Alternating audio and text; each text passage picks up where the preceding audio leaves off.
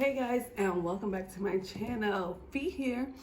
So today we are covering Netflix's new series, Love is Blind. Let's get into it.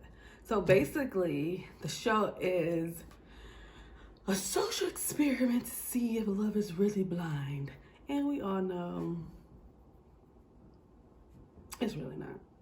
Let's be clear. So basically, they set them up in these houses that are attached by pods. You go into the room. I'm not even sure how often they are in this room because it seems like multiple speed dates, if we're being fucking honest here. But it appears that over 10 days, these couples ended up being engaged. So after 10 days, 6 couples got engaged, and then as you get engaged, you meet each other, and then life begins. And by life, I mean like, that's when the shit hit the fan. But let's get into this because I wrote notes and, let's get this shit rocking. So I'm going to go in the order of couples that got married. I think that's the way I'm gonna go. However, we're gonna start with Carlton and Diamond. If anybody doesn't know what a fuck boy is, hello world, you have been introduced to one. His name's Carlton. He's a fuck boy.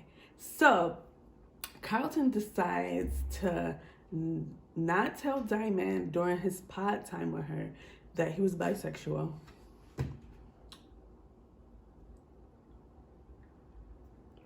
So that's something you're supposed to tell somebody in the beginning of dating.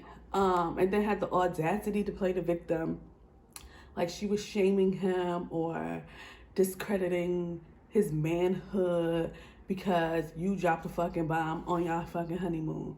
Like, are you fucking nuts, nigga? Like, sir, no. So, I mean, props to Diamond because she handled that very well. She did not call that man out his name. She could have said a multitude of things about boy, but she did not. And she gracefully walked away from that situation. So hopefully she heals up because he definitely did some damage with that one. He even went so far to call her out her fucking name as if she did something wrong. Fuck boys, man. Next. So let's move on to who actually got to the altar first. That would be Gigi and Damien. So Gigi and Damien.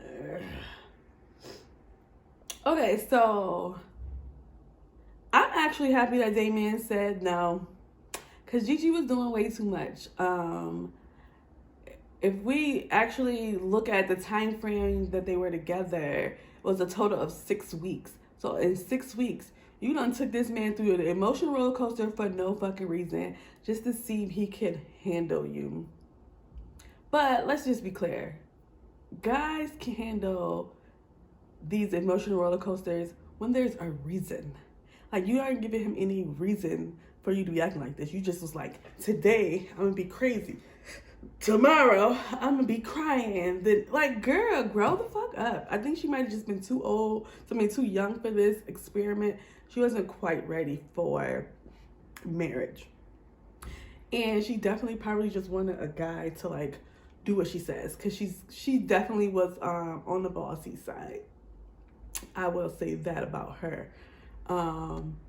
When he did say no, baby girl, you jive deserve fall in that little pit because you was acting out, and that was just like a little karma for you because you just did too much. Like, y'all was together for 6 weeks and you did too much. And then, fellas, I'm not gonna leave y'all hanging on the fuck boy tip.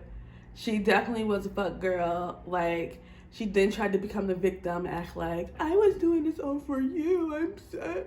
How dare you? I mean, granted, I'm sure that's embarrassing to get told no, I guess, at the altar. But when she went into this, she knew that was an option. and they were not obligated to tell the other person their decision before they got to the altar. So, oh well. Next. The next on the docket is, who was it? Who was next? Oh, Barnett and Amber. So, he definitely got him a cuckoo. I mean, honestly, they might end up balancing him out, because he is very conservative and cares about what people think, whereas she doesn't give a flying fuck. Not one flying fuck does she give. So, but honestly, that's not a person that I would marry, because she casually definitely just told him that she had $20,000 in student debt and she did not even graduate from college. But let's be clear, not shaming her not graduating from college, because there's a lot of us out here that did not graduate from college. Present. But I do not have $20,000 worth of student debt, and I ain't casually just throwing that shit into a conversation like it ain't nothing when this is supposed to be my fiance. Like, what? And then she said she had $700 worth of makeup debt. Like, girl, you really just out here throwing it in the bag and not even paying that off. Like, you gotta chill. You got to chill. Honestly, did they ever show where she lived at? Did she live with her parents? Or did she live alone? Because the way she was talking, I mean, it was a good line. The whole what'd she say? She works to live, not live to work. So, I mean, that's cute and all, but debt, honey. Debt. Honestly, I think she just want to be a housewife, and I feel like he's going to give that to her. So, congrats to them. Next. The next couple was Kenny and Kelly. Right? Kenny and Kelly? Yeah, Kenny and Kelly. Well, they were boring. I honestly kept forgetting that they were on the show. Anytime they would pop up, I'd be like, where they come from? But, I mean, boring is cool sometimes, you know, if the relationship works out. But this did not work out. And I'm actually happy that she did not go through with that, because she definitely would have been putting old boy through some BS, unnecessary BS at that, because she didn't want to be with him. I mean, they didn't even have sex, to be honest. And not saying that 6 weeks is enough time to be having sex with somebody, but you signed up for the social experiment, and they gave you kind of like the steps that you're supposed to take, which is in the first stages, you are in the pods. You're supposed to learn about them, get connected emotionally and mentally. Then you get to see them, and you get proposed to, so you get the visual. Okay, now I'm attracted to the visual. We got the mental, emotional. Now we got the visual. And then they set up this very romantic honeymoon situation for y'all to get learn each other physically.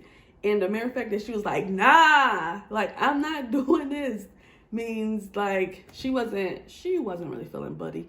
And that's cool, because I mean, they were boring. I mean, their families kind of meshed well, but they were boring. And Kelly kept comparing her feelings for him next to the feelings that she had for her ex. And like, that just means that she is not ready for anyone else, because the ex buddy he has her is still here. And once they still have you there, don't put that on nobody else. Just stay single. She wasn't ready for marriage. Maybe dating, but she definitely was not ready for marriage. So next is Mark and Jessica. Well, Messica, because she was a hot ass mess. Jessica was my least favorite person on the whole show. Basically, Jessica was trying to get chose. It ain't matter who did it, or if she liked him or not. She just wanted to move on to the next level of the show and get engaged. She knows she ain't want Mark. And Mark barely wanted her, let's just be fucking honest. He was dealing with the insecurity of being short, and he just wanted to be chose as well. They were never going to work. She definitely was always bringing up his age, but he high key is mama's boy. So there's that. They definitely had a 10 age gap, but it's 2020 and a lot of people are dating younger or older, whatever your situation is. So that wouldn't have been a problem. That was just her crutch to not fuck with him like that. Let's be honest here. Let's just be really honest here. He definitely was a mama's boy for sure. So if no other reason why he got dumped, that should have been the reason. Because mama was in all the business. Also, she was very like belittling to Mark. Kept comparing stuff that he did to her little brother, her younger brother. Like, how rude. Jessica was messy as fuck. She was strumming up shit in the house about Barnett. Barnett didn't want her. So she just needed to move on. And Amber was definitely right. Like, listen, honey, don't get smacked over my dude. Don't get smacked over my dude. Because she was doing too much. She was definitely overstepping her boundaries often. And then for Mark to forgive her for saying Barnett was sexy as fuck while she was drunk, like, that let me know right there, like, oh, he just really wants this to happen. Mark is probably at the point in his life, he shouldn't be because he's still only like, what, 24?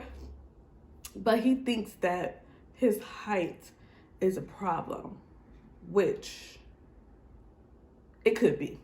But that really depends on who he's dating. Like, honestly, some people like short guys. And if you stop coming into the situation, putting that on Front Street, like, oh, no, I'm sure, you know, other people will overlook it as well. So, I mean, congratulations to them because they didn't need to be together. Next. All right, last but certainly not least, Cameron and Lauren. This was my favorite couple. I feel like they were the two that took the experiment to heart. They are the two that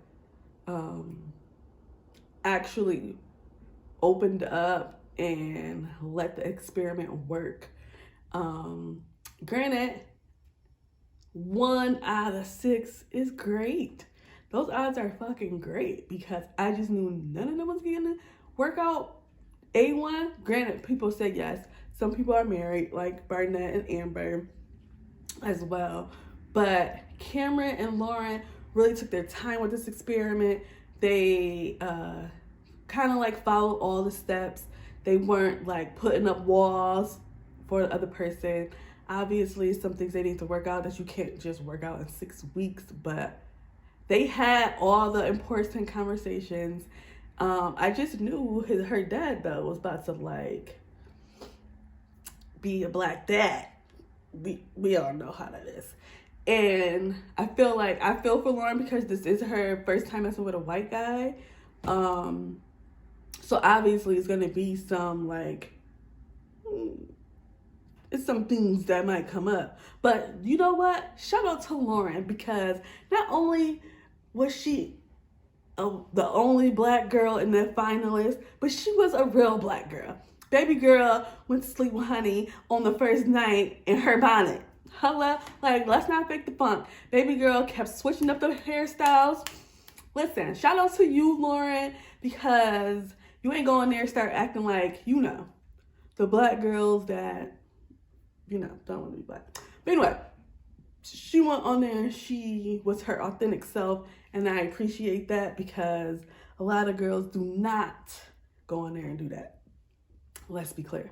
But I do see a fairy tale ending for them, if that even exists. Whatever the fairy tale ending that they make up for themselves, I see that being what happens. I feel like the experiment worked with them. And I think so did the producers because they put them last. So shout out to Cameron and Lauren. They were my favorite. They got it done. They got the job done. Wedding was beautiful. Looks like the families are going to mesh pretty well. I mean, Lauren, I will say, let me not act like everything was all good with them because they was my favorite. Let me stop fronting right now.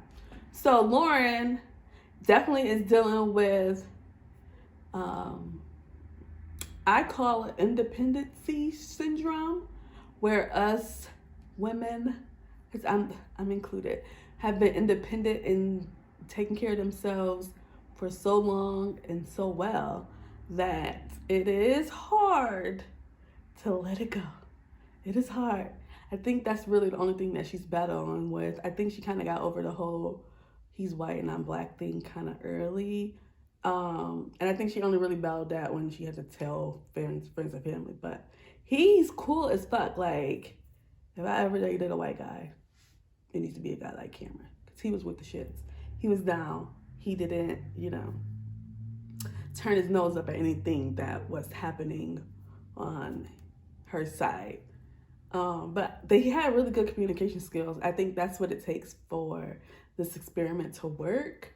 Also, the producers of this show are also the producers of, I want to say, Married at First Sight. So I can see how the correlation goes. However, on Married at First Sight, they give them counseling and therapy to work through this new situation because a lot of people won't understand. Overall, Netflix is doing the shiz because they keeping us on it. Like, these shows, they keep rolling with us. Like, they really have us watching these joints every week. Like, what's going on? What's going to happen next? Netflix has their foot on the streaming world neck. Like, I mean, Hulu definitely is strong too, because I watch both of them very actively. But Netflix in their original programming, y'all doing that shit. I don't know if this is gonna have a reunion show. Hopefully it does, and we get to hear the experience of the cast. Especially, do we want to hear from Carlton? Honestly, I don't. Like, he's already been chalked up as a fuckboy. It's really nothing else that he can say that would make me change my mind about him.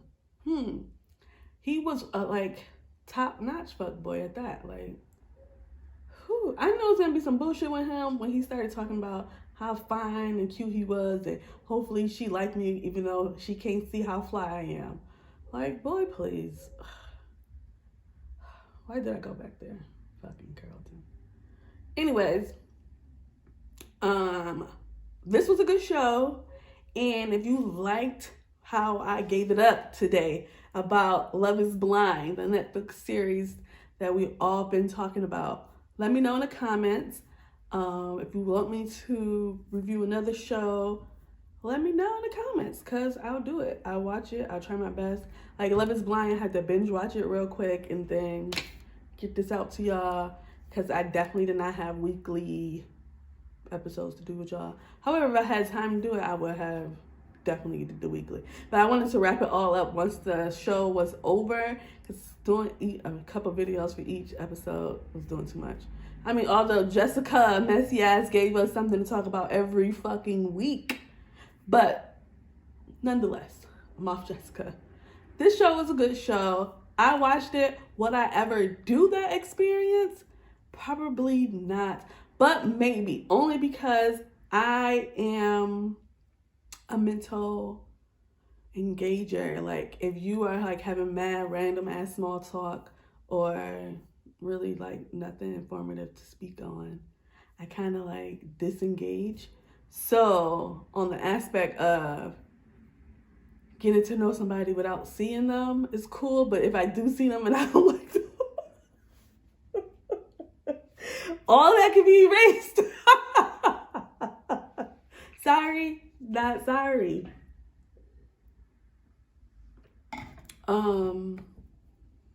But it was a good show. I liked it. I enjoyed it. Stay tuned for the next video that's coming up. Thanks for watching. Make sure you subscribe. Hit the notification bell, because you know I'm going to keep saying this, because I need y'all to know that I don't know what day I'm putting shows out yet. But they've been at weekly. So put your notification bell on. Pick me up when you hear the ding, and we'll be all good. Like, Tell your friends about me. Subscribe. Like, give this one a thumbs up. And I'll see you on the next video. Peace.